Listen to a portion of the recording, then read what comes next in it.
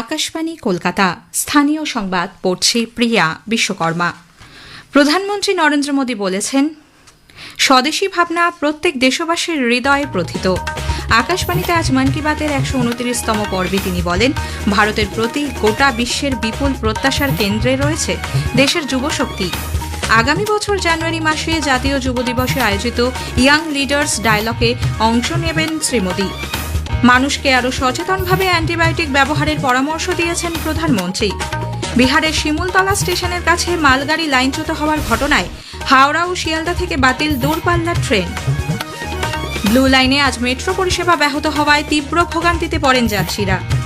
Fit India কর্মসূচির অঙ্গ হিসেবে আজ সল্টলেকে সাইকেল র্যালির আয়োজন করা হয়। দক্ষিণ ২৪ পরগনার ক্যানিং থানার পুলিশ কোয়ার্টার থেকে এক মহিলা হোমগার্ডের দেহ উদ্ধারের ঘটনায় চাঞ্চল্য ছড়িয়েছে। আসছি বিস্তারিত খবরে। প্রধানমন্ত্রী নরেন্দ্র মোদী বলেছেন, স্বদেশী ভাবনা প্রত্যেক দেশবাসীর হৃদয়ে প্রথিত। আকাশবাণীতে আজ মন কি বাতের ১২৯তম পর্বে তিনি বলেন, মানুষ এখন সেই সব পণ্যই কিনছেন যেখানে একজন ভারতীয়র পরিশ্রম রয়েছে এবং যে পণ্যে দেশের মাটির গন্ধ রয়েছে। साल के अंत में अयोध्या में राम मंदिर पर ध्वजारोहण के कार्यक्रम ने हर भारतीय को गर्व से भर दिया। स्वदेशी को लेकर भी लोगों का उत्साह खूब दिखाई दिया। लोग वही सामान खरीद रहे हैं जिसमें किसी भारतीय का पसीना लगा हो और जिसमें भारत की मिट्टी की सुगंध हो। आज हम गर्व से कह सकते हैं 2025 ने भारत को और अधिक आत्मविश्वास दिया है। জাতীয় স্তোত্র বন্দে মাতরমের ১৫০ বছর পূর্তি উপলক্ষে প্রধানমন্ত্রী দেশবাসীকে তাদের বার্তা ও পরামর্শ পাঠানোর আহ্বান জানিয়েছিলেন। দেশবাসী যেভাবে উৎসাহ উদ্দীপনার সঙ্গে এতে অংশ নেন তাতে সন্তোষ ব্যক্ত করেন শ্রী মোদী। यही जज्बा तब भी देखने को मिला जब वंदे मातरम के 150 वर्ष पूरे हुए। मैंने आपसे आग्रह किया था कि हैशटैग वंदे मातरम 150 के साथ अपने संदेश और सुझाव भेजें। देशवासियों ने इस अभियान में बढ़ चढ़कर हिस्सा लिया। শ্রী মোদী বলেন, গোটা বিশ্ব বিপুল প্রত্যাশা নিয়ে ভারতের দিকে তাকিয়ে রয়েছে। এই প্রত্যাশার মূলে রয়েছে দেশের যুবশক্তি। এই প্রসঙ্গে তিনি বিকশিত ভারত ইয়াং লিডার্স ডায়ালগের কথা উল্লেখ করেন। আগামী জানুয়ারি মাসের ১২ তারিখ স্বামী বিবেকানন্দের জন্মজয়ন্তী উপলক্ষে জাতীয় যুব দিবস উদযাপিত হবে। ওই দিনই ইয়াং লিডার্স ডায়ালগের দ্বিতীয় পর্বের আয়োজন করা হচ্ছে। अगले महीने की 12 तारीख को स्वामी विवेकानंद जी की जयंती के अवसर पर राष्ट्रीय युवा दिवस मनाया जाएगा।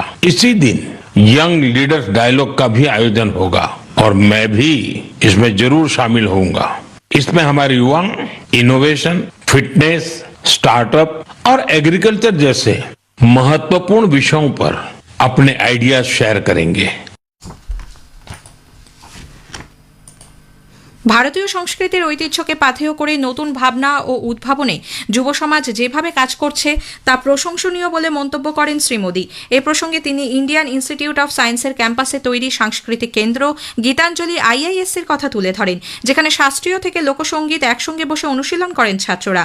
২০২৬ সালে নতুন আশা ও সংকল্প নিয়ে দেশবাসী এগোতে প্রস্তুত বলে উল্লেখ করেন প্রধানমন্ত্রী। তিনি বলেন, দেশের তরুণরা বর্তমানে নিজেদের প্রতিভা প্রদর্শনে দারুণ সুযোগ পাচ্ছেন। চলতি মাসেই শেষ হয়েছে স্মার্ট ইন্ডিয়া হ্যাকাথন। এখানে ডিজিটাল অ্যারেস্ট, আর্থিক প্রতারণা, সাইবার সিকিউরিটি, কৃষিক্ষেত্রে উদ্ভূত বিভিন্ন চ্যালেঞ্জের সমাধানে ছাত্ররা তাদের চিন্তাভাবনা ভাগ করে নিয়েছেন। প্রধানমন্ত্রী জানান, Indian council of medical research ICMR এর সাম্প্রতিক কয়েকটি রিপোর্টে দেখা গেছে নিউমোনিয়া এবং ইউটিআই এর মতো সমস্যার ক্ষেত্রে অনেক সময় অ্যান্টিবায়োটিক কার্যকর হচ্ছে না। এর প্রধান কারণ হলো মানুষ বিবেচনাহীনভাবে অ্যান্টিবায়োটিক খাচ্ছেন, যা অত্যন্ত উদ্বেগের বিষয়। एंटीबायोटिक ऐसी दवाएं नहीं हैं जिन्हें यूं ही ले लिया जाए।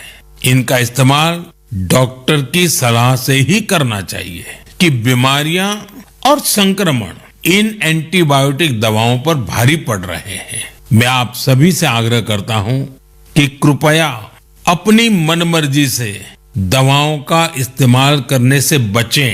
एंटीबायोटिक दवाओं के मामले में तो इस बात का ध्यान रखना बहुत जरूरी है।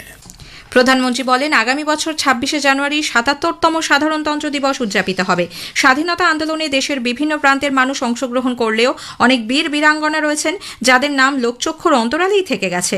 আজকের মন কি বাতে প্রধানমন্ত্রী বিকশিত ভারতের সংকল্পের বাস্তবায়ন নিয়ে দৃঢ় সংকল্প ব্যক্ত করেন।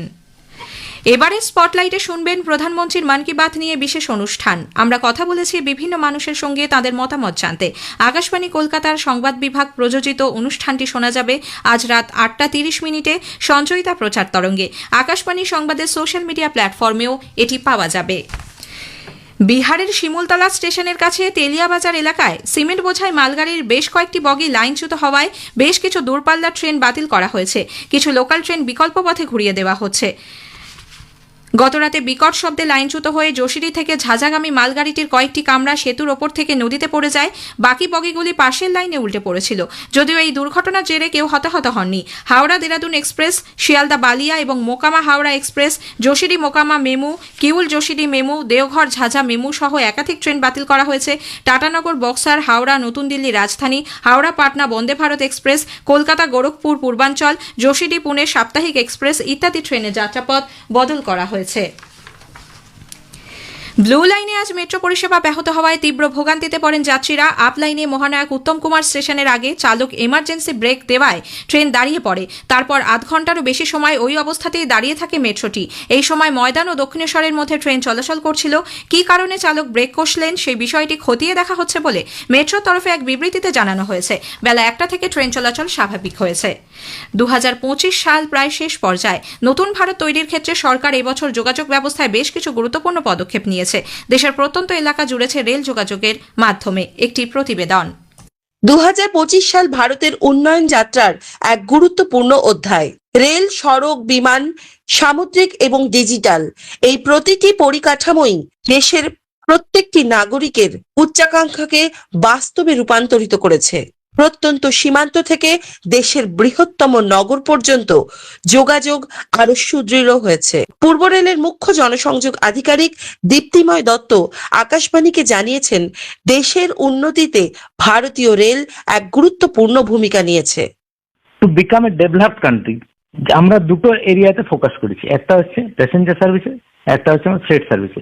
ফ্রেট সার্ভিসে আমাদের ডেডিকেটেড ফ্রেট করিডোর, তাতে 96% অপারেশনাল। আর আমরা প্যাসেঞ্জার সার্ভিসে প্যাসেঞ্জারদের comfort, safety as well as punctuality আমরা ধ্যান দিয়েছি। আমাদের লেটেস্ট এডিশন বন্দে ভারত, প্রায় major station to major station Vande Bharat চালু হয়ে গেছে। এরপর আমরা বন্দে ভারত স্লিপার ক্লাসের দিকে এগোচ্ছি। আদার দেন দিস, আমাদের যে রেলওয়ে সুরক্ষা প্রকল্প, তাতে প্রচুর পরিমাণ 1 লাখ কোটি টাকা ইনভেস্ট করা হচ্ছে, যাতে করে সেফটিতে কোনো ধরনের কম্প্রোমাইজ না করা হয়। কাশ্মীর নাহার, আকাশবাণী সংবাদ, কলকাতা। ভোটার তালিকায় বিশেষ নিবিড় সংশোধন বা এসআইআর প্রক্রিয়ার শুনানি পর্বের অগ্রগতি পর্যালোচনা করতে নির্বাচন কমিশনের প্রতিনিধি দল আগামী মঙ্গলবার এই রাজ্যে আসছেন। এ রাজ্যের জন্য দায়িত্বপ্রাপ্ত senior deputy election commissioner Gyanesh Bharati, principal secretary S B Joshi, under secretary Abhinav Agarwal সহ প্রতিনিধি দলটি শুনানি পর্ব নিয়ে রাজ্যের মুখ্য নির্বাচনী আধিকারিক মনোজ কুমার আগরওয়ালের সঙ্গে বৈঠক করবেন।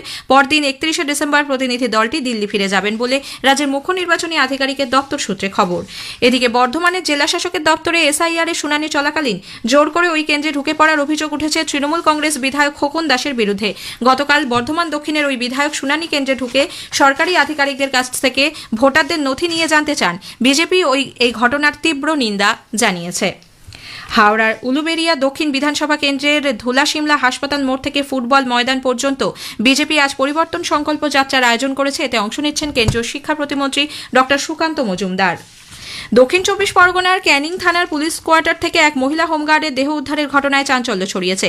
এই ঘটনায় এক পুলিশ কর্মীর বিরুদ্ধে খুনের অভিযোগ দায়ের করেছে পরিবার।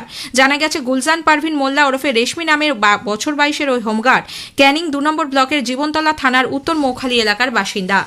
পর্যটকদের জন্য খুশির খবর। বছরের শুরুতেই হালকা তুষারপাত হওয়ার সম্ভাবনা রয়েছে দার্জিলিং ও কালিম্পং জেলায়। পশ্চিমী ঝঞ্ঝার কারণে 31 তারিখ থেকে 2 তারিখের মধ্যে হিমালয় সন্নিহিত দার্জিলিং, কালিম্পং জেলায় হালকা বৃষ্টি অথবা হালকা বরফ পড়ার সম্ভাবনা রয়েছে বলে আলিপুর আবহাওয়া দপ্তরের বিজ্ঞানী ডক্টর সৌরিশ বন্দ্যোপাধ্যায় আকাশবাণীকে জানিয়েছেন। কেন্দ্রীয় সরকারের ফিট ইন্ডিয়া কর্মসূচির অঙ্গ হিসেবে আজ সকালে সল্টলেকের সাই কমপ্লেক্সে Fit India Sundays on cycle শীর্ষক বিশেষ সাইকেল র্যালির আয়োজন করা হয়। প্রায় 15,000 সাধারণ মানুষ এবং বিভিন্ন ক্রীড়া ব্যক্তিত্বরা এতে অংশ নেন। শেষ করার আগে খবরের বিশেষ কিছু অংশ আরও একবার। প্রধানমন্ত্রী নরেন্দ্র মোদী বলেছেন, স্বদেশী ভাবনা প্রত্যেক দেশবাসীর হৃদয়ে প্রথিত। আকাশবাণীতে আজ মন কি বাতের 129তম পর্বে তিনি বলেন, ভারতের প্রতি গোটা বিশ্বের বিপুল প্রত্যাশা রয়েছে। বছরের শুরুতেই হালকা তুষারপাতের সম্ভাবনা রয়েছে দার্জিলিং ও কালিম্পং জেলায়, জানিয়েছে আবহাওয়া দপ্তর। স্থানীয় সংবাদ শেষ হলো।